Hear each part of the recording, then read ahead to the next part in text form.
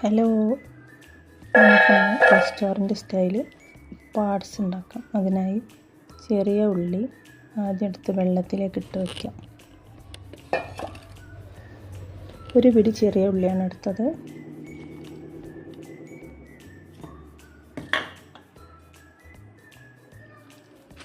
വെള്ളത്തിലിട്ട് വയ്ക്കുന്നത് എന്തിനാണെന്ന് ചോദിച്ചാൽ അത് പെട്ടെന്ന് തൊലി ഊരി പോരാനാണ്.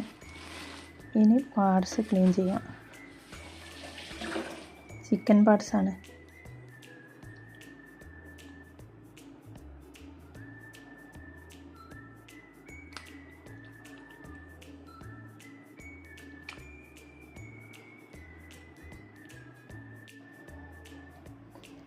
പാർട്സ് ക്ലീൻ ചെയ്യൽ കഴിഞ്ഞിട്ടുണ്ട്.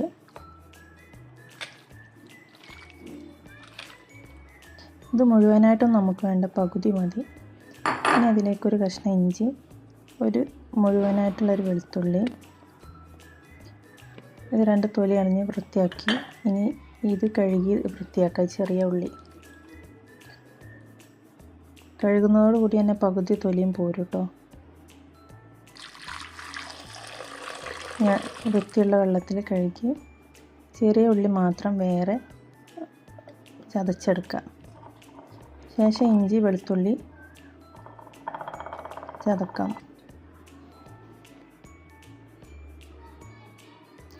ഇതിലേക്കായിട്ട് 2 തക്കാളി, 4 പച്ചമുളക് എടുത്തിട്ടുണ്ട്.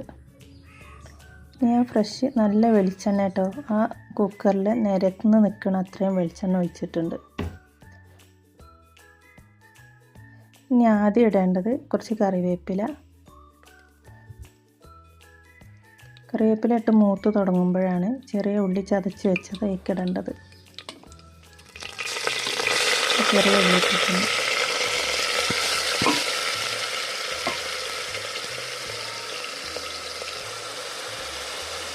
ചെറിയ ഉള്ളി മൂത്ത് വരുമ്പോഴാണ് വെളുത്തുള്ളി ഇഞ്ചി ചതച്ച് വെച്ചത് ഇടുന്നത്. ശേഷം തക്കാളി പച്ചമുളക് വേവിക്കാം.